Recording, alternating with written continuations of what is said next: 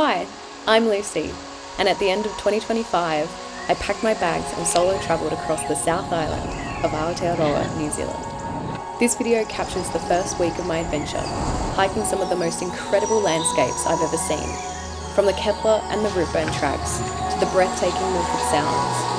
I hope this video inspires you, and maybe one day you'll get to experience it for yourself too.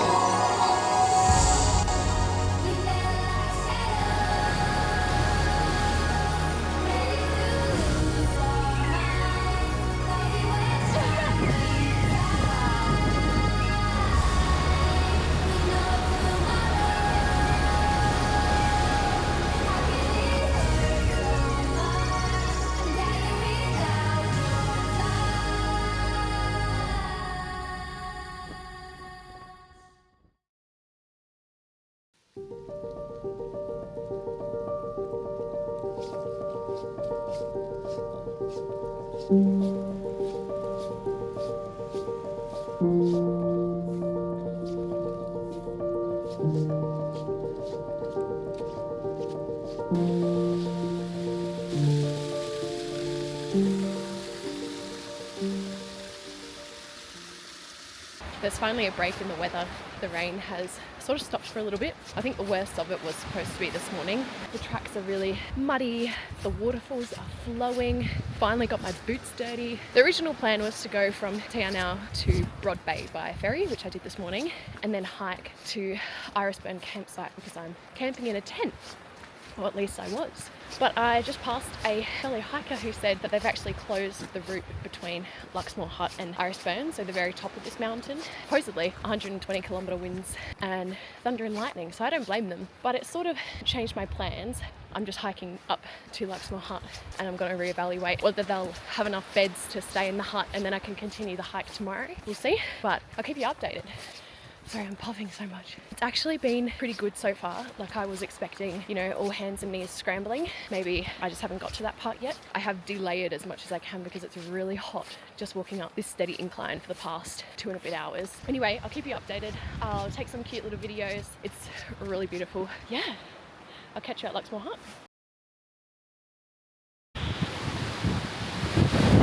I'm starting to realise why they've closed the track. I don't know if you can tell, but it is significantly windier. Let me show you this tree. But I've just broken the tree line. Wow, I can't believe how much the trees made a difference, because when I was hiking, just through those trees through there, it was really protected. No wind at all. I'm probably just going to keep soldiering on until I get there and update you once I get to Luxmore Hut, hopefully. Fingers crossed.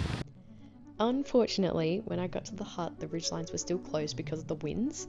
I was in the same position as about 20 other people. We had absolutely no idea where we were going to stay that night. Our only options were to hike back down to Te Anau and try and find accommodation, or hope that the weather gets better and the ranger would just miraculously let us keep going. Fortunately, the weather did improve and the ranger did let us keep going on the condition that we would stay in groups. So myself and 4 new friends who I met that day decided to keep on hiking towards our campsite. Anyways, please enjoy my little videos that I took along the way, and I'll see you at Routeburn.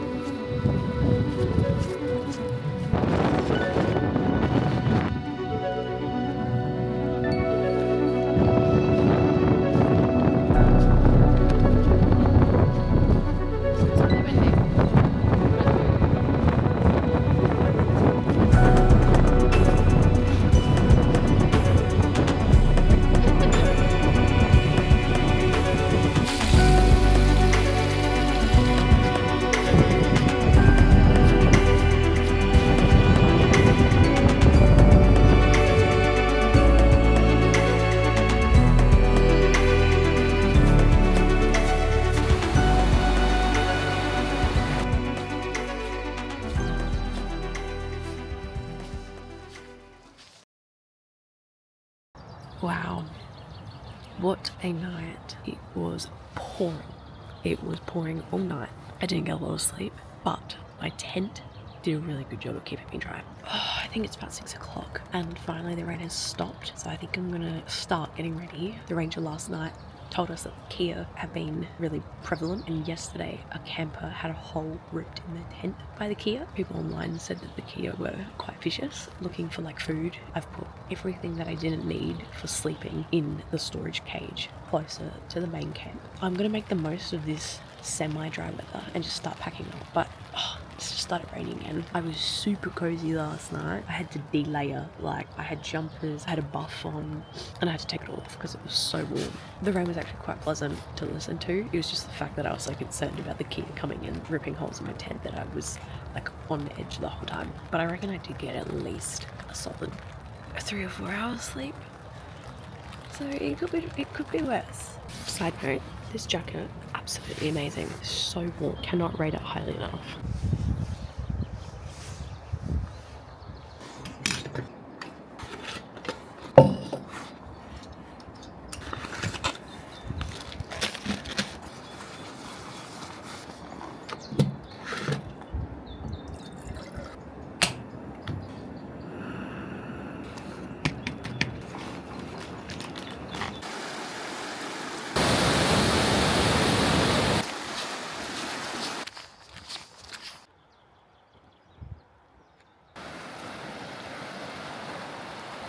I'm on my way back towards Te Anau. Woke up early this morning, didn't get a lot of sleep. I did find some damage to my tent from a Kia last night, which is a little bit upsetting, but that's all right. Tents repair, rip. I knew that that was a risk coming here, so I'm not too disappointed that it happened. So my hike from Routeburn campsite to Rainbow Beach car park is about 22 kilometres.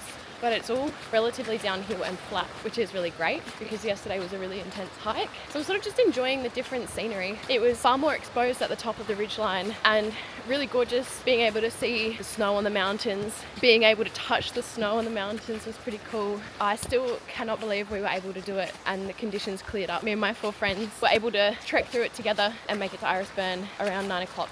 The bus picks me up at 4 p.m. but there is a chance that I can get an earlier bus if I make it there earlier. I'm not sure how long it's going to take me to do 22 kilometres because it's relatively downhill. So yeah, anyway, I'm just enjoying being here. I'm having lots of fun.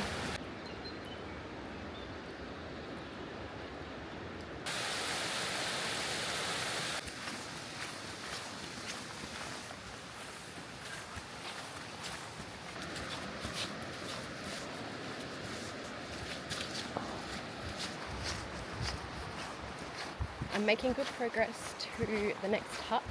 I should be there an hour earlier than expected. I've sort of just been powering through. My knees are a little sore, must admit. And I forgot to mention, I got a huge blood nose this morning when I woke up. No idea why. Really enjoying this walk this morning. It's not as technical, not as challenging. It's just my body that's aching a little bit. It's gorgeous.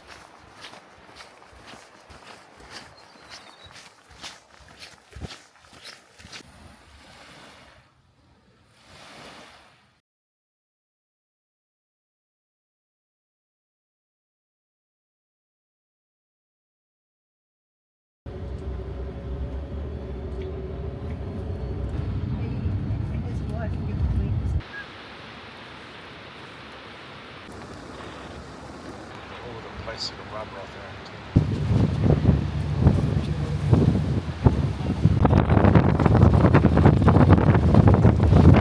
It is so windy. I feel myself being blown away. How cool is this? This is epic. Our cruise boat went right up close to a waterfall and I just got completely sprayed. I'm getting sprayed again. It's incredible, but seriously, this wind is something else. Just one handrail, are your friends?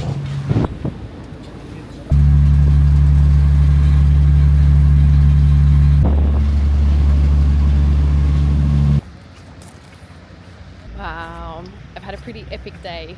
I hopped on a bus this morning to head towards Milford Sound. Originally I planned to try and do the Milford Track, but there were no spots available when I was booking all my hikes. So instead I opted for a tour while I'm here and it was incredible. I went through Cruise Milford. It was a small tour group and the boat, I think there was maybe 70 of us on there. It took us right up close to the waterfalls and we could actually stand basically underneath them. We saw penguins, there were seals out. It was just incredible.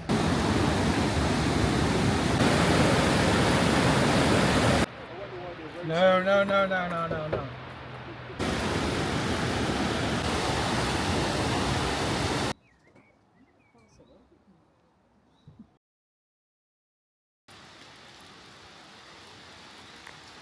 Hello everyone, I have made it to the Routeburn Track. I have pretty much just started. I'm feeling good. I'm actually really excited about this hike because the distances are less than what I did in Kepler and I'm staying at huts. So mentally I am really enjoying this hike already, just knowing that, you know, I can take it easy and just really take my time, enjoy it, have a look at, you know, all the vegetation. Hearing the bird song is really cool. So far so good. I am pretty tired. Staying at hostels when lots of people are constantly moving and making noise, it's a lot. But I did get a reasonable sleep last night, which is nice. I'm just a little bit tired from my early wake up. So yeah, I'm taking my time. I started at the Divide and I'm on my way to Mackenzie, Lake Mackenzie Hut. I think there is like a shelter stop sort of in the first 2 hours of this hike, so I might just have a stop there and have some snacks and go from there. But so far so good. The weather is still pretty wet. Driving in on the bus there were some clearings and I was getting really excited that maybe it wasn't going to be so wet today, but it's still raining. It's been forecasted to be really heavy rains today, but potentially some sun with some cloud cover tomorrow, so we'll see how that goes.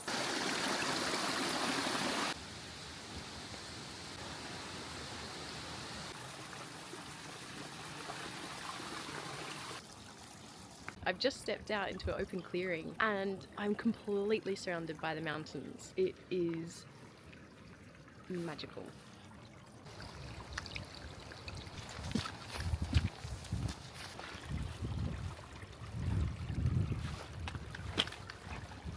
I did a little side trip to the Key Summit lookout. You can see Lake Marianne in the distance out there, and there was sunshine for a hot second, so I put my hat on for the first time this trip and some sunscreen, and I think I've jinxed it because I'm seeing this dark gloomy cloud just coming towards me, so I think it's going to start raining again. Enjoying my little snack break. I've got a little peanut butter bar. I'm going to head back down the mountain. I think there's a shelter hut 10 minutes at the bottom of the sort of junction to come up to this side hike. Yeah, I might have lunch down there.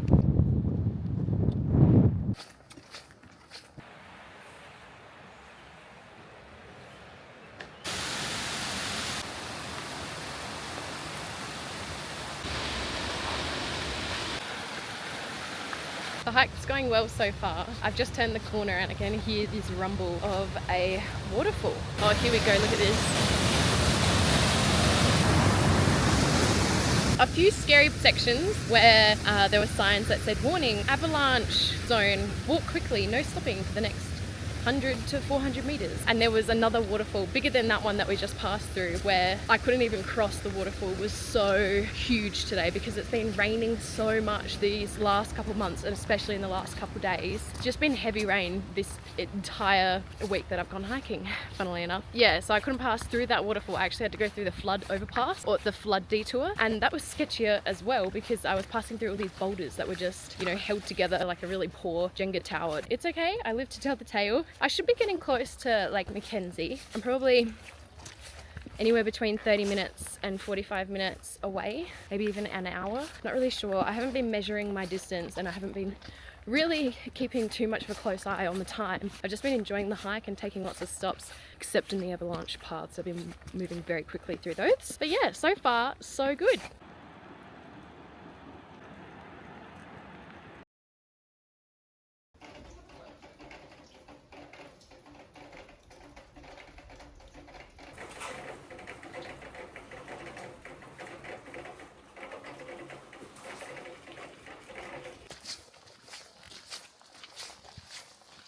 Good morning everyone. It's day 2 of the Routeburn Track. I had such a good sleep last night. I'm feeling really good today. I reckon yesterday I did around 15k, maybe a bit over, because I did the Key Summit. Today it's straight up to Harris Saddle, which I think is the peak of the Routeburn Track, and then straight down to Routeburn Flats hut. I'm so glad that I decided to book a hut instead of camp it out last night, just because it was pouring with rain and not have to worry about packing up my tent in the rain. That was really great. Anyway, I'm going to keep powering through. I'll show you some scenery along the way.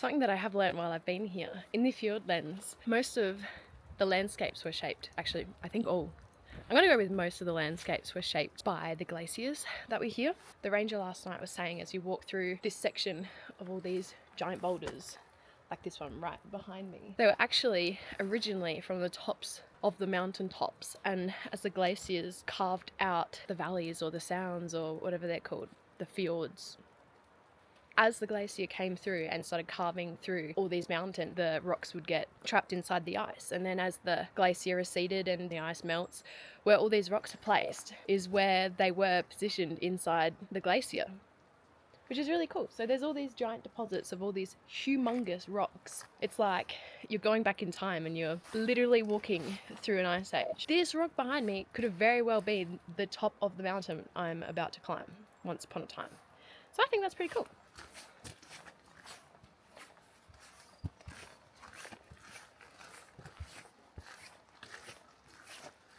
While I was at the hut, the ranger was saying that all the vegetation in this area grew from the moss on the rocks. When the glacier receded and only rocks were left, all the vegetation had to adapt to that and grow without any soil. So it started with moss. From there, I guess more vegetation could grow, and all the trees that are growing off the side of the rocks are just clinging to the moss and then wrapping themselves around the rocks as they grow bigger. Sometimes you'll have these avalanches of vegetation where a sheet of all this vegetation will just slip off the side of the mountain because it's there's no soil, there's no root system deep into this mountain. It's literally just hanging on to rocks and moss.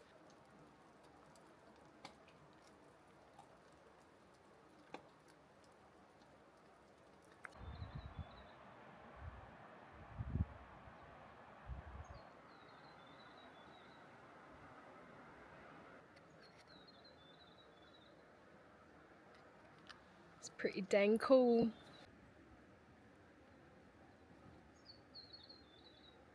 So apparently all the flowers on this mountain are white because it's so high up in altitude the bees can't come here to pollinate the flowers.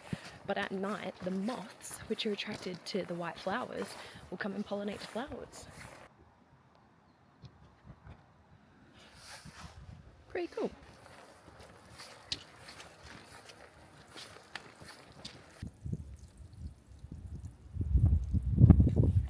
It's probably a good thing that I can't see the bottom. I'm assuming there's a bit of a drop since they've put a rail there.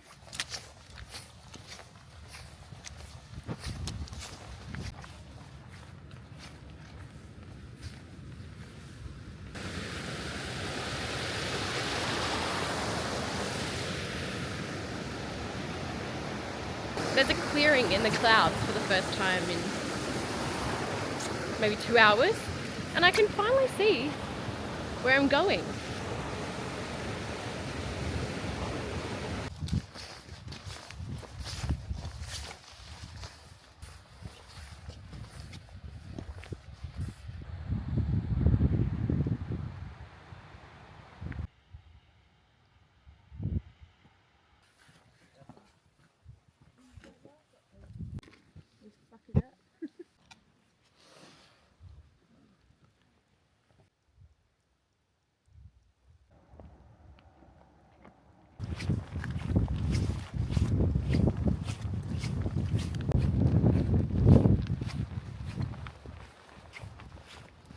Why is it so blurry? I just stopped at Harris Saddle for a quick snack break. It's about 12 o'clock, so I should be having some lunch, but the next hut, which has proper facilities, is only 2 hours away.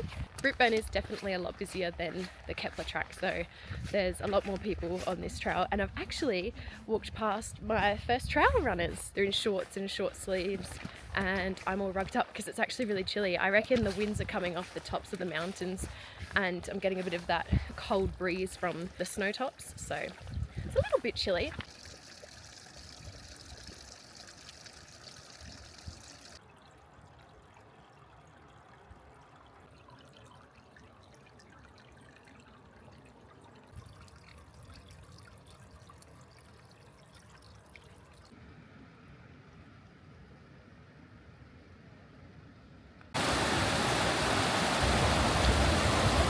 Supposedly, Routeburn gets its name because burn translates to river in Scotland. So it basically means the route that follows the river.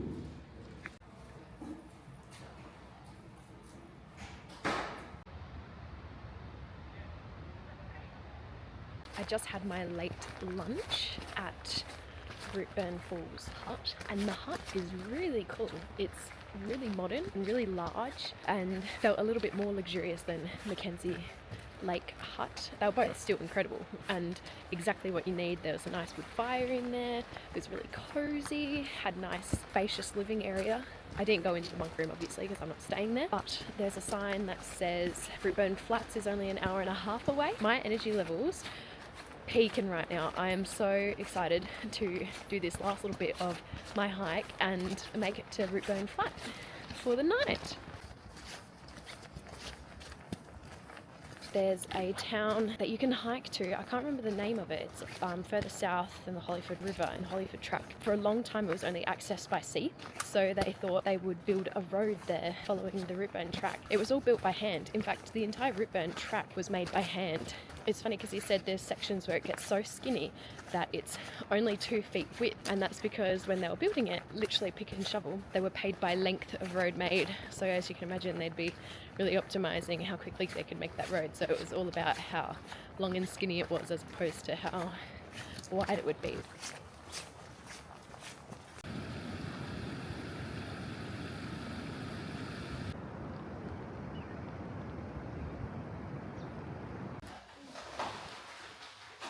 Spaghetti bolognese. Eggs, milk, soy. That's it.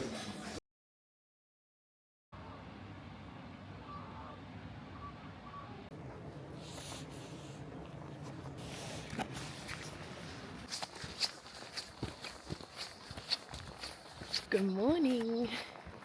It is about 6:45. Unfortunately, I didn't get a lot of sleep. It was a very small hut, only 20 people, and we're all crammed really close together. There was an orchestra of snores, so that's okay. I've woken up, I've had breakfast, I had a yummy porridge, and now I am making my way to the end of the Routeburn Track. I have a bus at 9:45, so I've given myself 2.5 hours. It should be a very cruisy 7.5 kilometers downhill along the river. There's some river crossings. There's a really pretty section of the river that you're allowed to swim in. Ooh. There's a roadblock.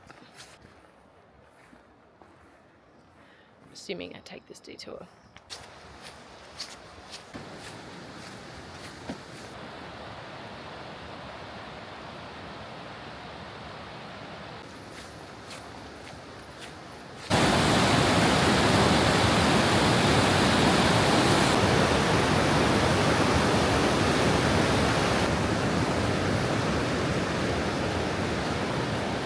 Epic.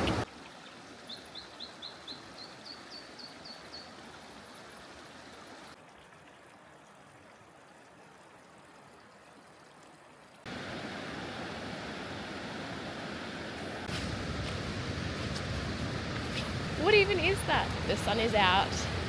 I am making my descent into the Routeburn shelter, which is the car park where the bus is picking me up. I haven't seen a single person on the track yet, which is surprising because I'm near the end, which is also the start for a lot of people, and a lot of people start this hike quite early. But I know I'm one of the first ones on the track because I've walked through so many spiderwebs, which is a good telltale to suggest that you are one of the first people on the track.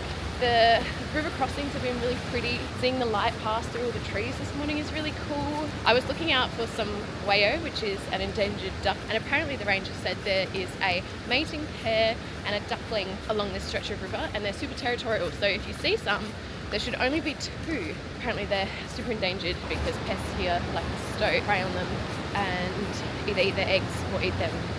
So I still think there's a decent drop in elevation that I still have to do, and the fact that I'm walking uphill means I have to go back downhill. Definitely warmed up, so I've had to take my layers off, but I reckon I've only got an hour or so to go. I'm actually really excited to get back to Queenstown. 1, to have a shower, but 2, to go and explore the rest of the town that I didn't get time to while I was there earlier this week. So yeah, I'm looking forward to it.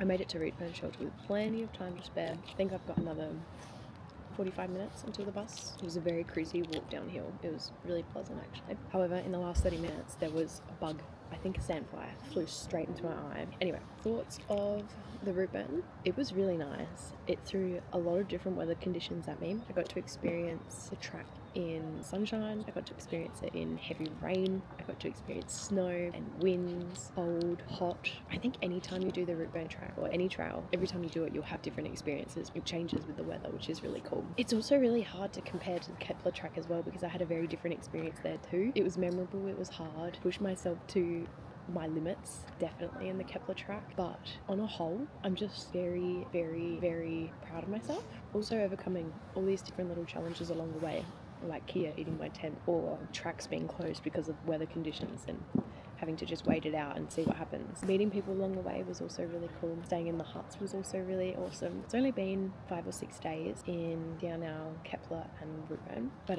it's felt a lot longer than that, to be honest. It's still only early in my trip in New Zealand, so I still have a lot more of the country to explore. I am excited to get back to Queenstown. As much as it's been great, I feel very grotty. Overall, it's been awesome. So memorable, but it's one of those things, there's only so much I can show on camera, and then it's another thing to experience it in person. So I definitely recommend coming out here and giving it a go yourself, because there's only so much you can see on camera. Thanks for joining me, and I'll catch you next time.